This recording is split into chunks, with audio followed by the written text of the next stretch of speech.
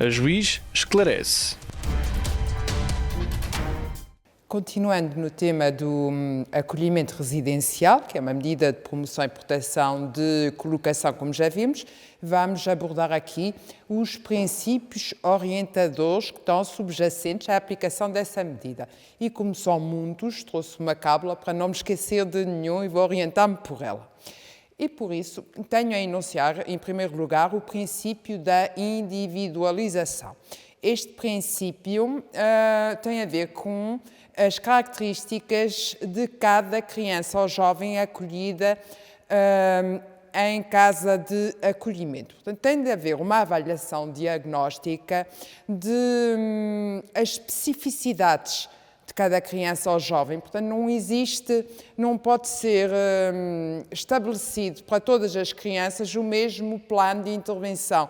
Temos de ter em atenção às características pessoais, às necessidades pessoais, as suas vivências anteriores, o meio de onde veio,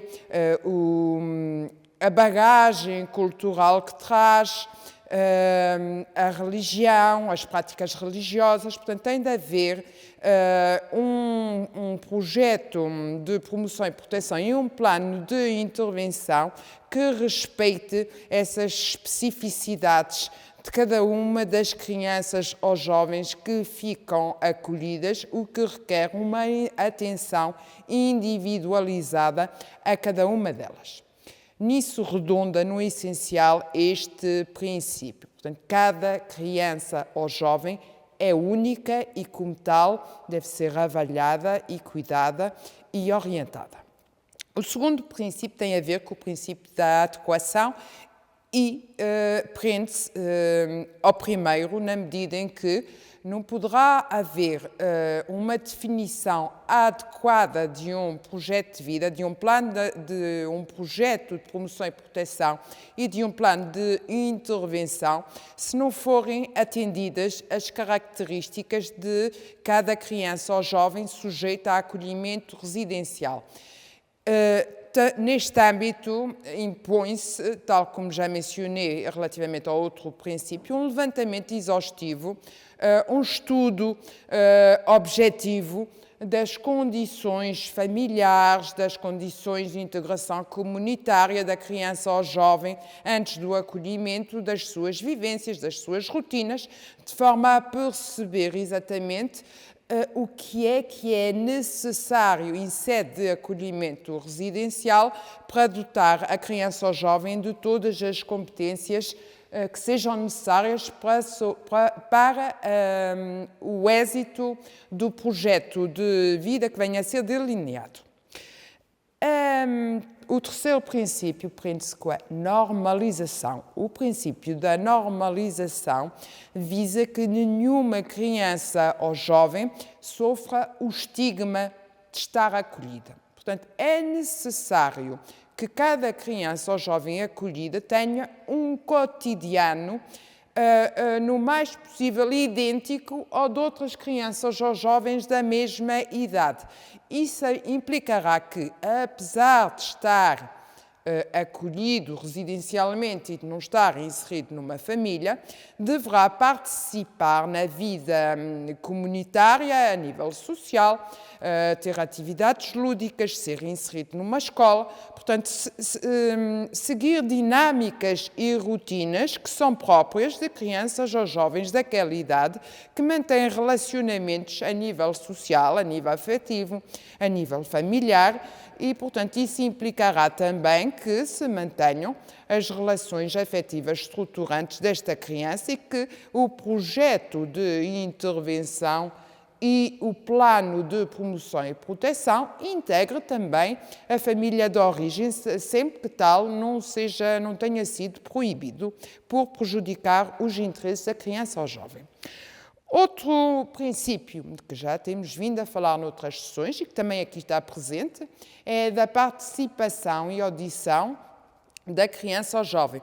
Então, na definição do projeto de promoção e proteção e do plano de intervenção, a criança terá de ser, ou jovem, a criança ou jovem terá de ser ouvida, terá de participar, terá de poder exprimir a sua opinião, terá de adiantar as suas razões sempre, poderá adiantar as suas razões sempre que discorde.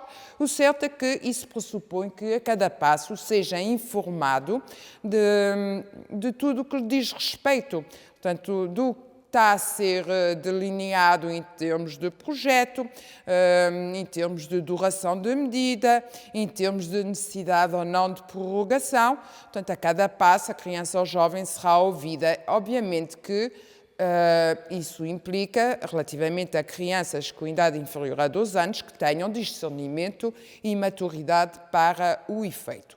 Sempre que a criança revele discernimento e maturidade para compreender os assuntos que lhe dizem respeito, deverá ter essa oportunidade, é um direito que lhe assiste, de exprimir a sua opinião.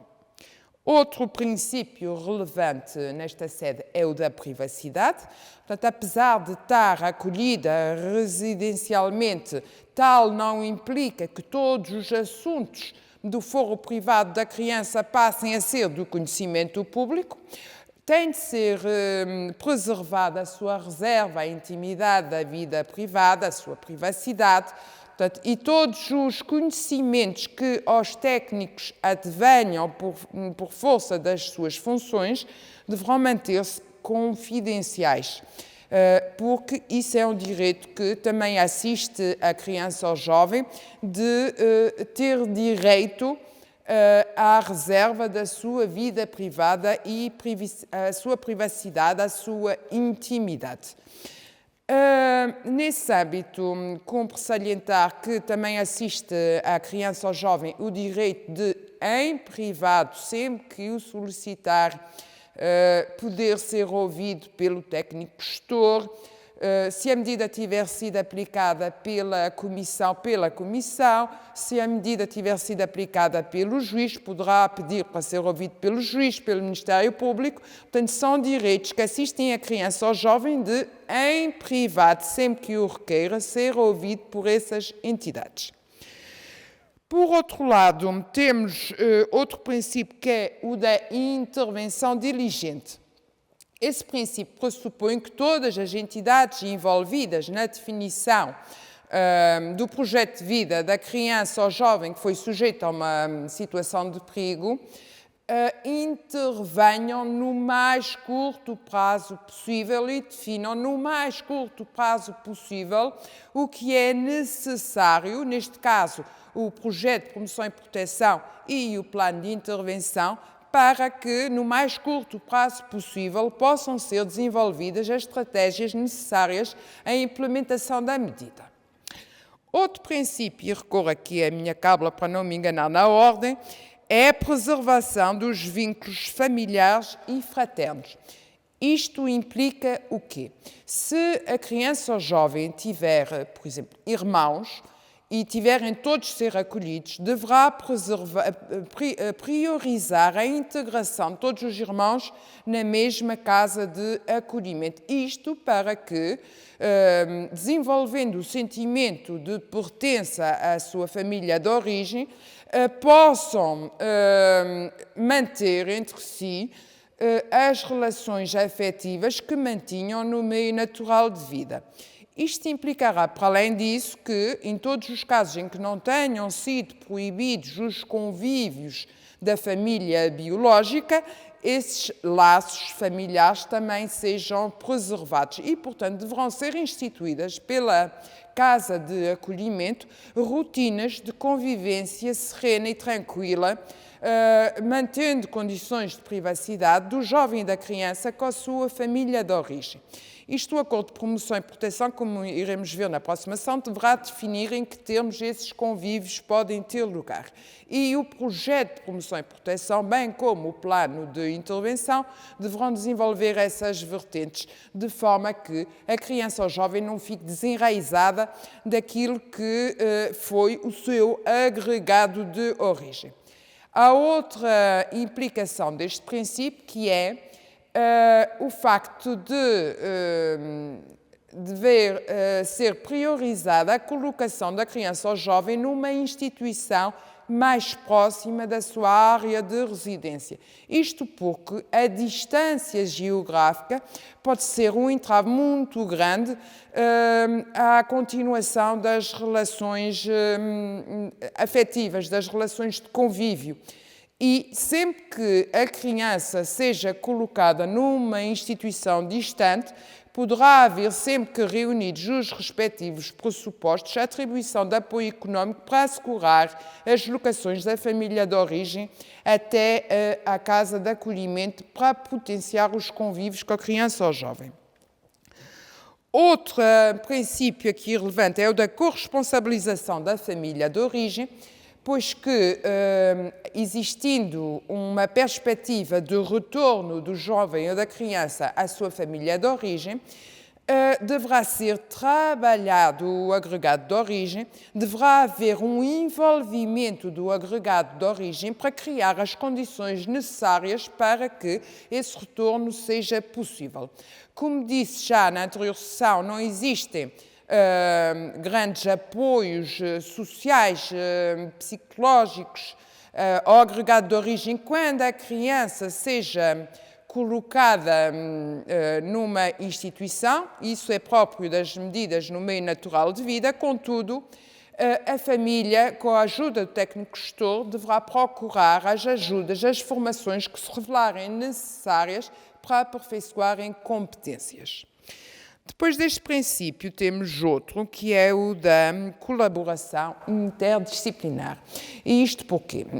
Porque a colocação residencial de uma criança ou jovem numa casa de acolhimento requer a intervenção de muitas outras entidades, quer a nível de saúde, de escolares, no âmbito de atividades lúdicas, portanto, envolve a intervenção de muitos técnicos que, de acordo com o princípio de solidariedade social, deverá colaborar com a casa de acolhimento de forma a proporcionar à criança ou jovem todas as valências necessárias para que o seu bem-estar físico, psíquico e emocional, bem como o seu desenvolvimento, sejam asseguradas e que este não sofra, como já disse anteriormente, o estigma de estar colocado em instituição sem a possibilidade de recurso às valências que as outras crianças ou jovens no meio natural de vida podem ter acesso. E, portanto, isso terá de ser assegurado à criança ou jovem acolhida residencialmente e, obviamente, envolverá a participação de muitos profissionais das mais diversas áreas envolvidas nesta temática da infância e juventude. E relativamente aos princípios orientadores disso essencial, bem-aja pela atenção.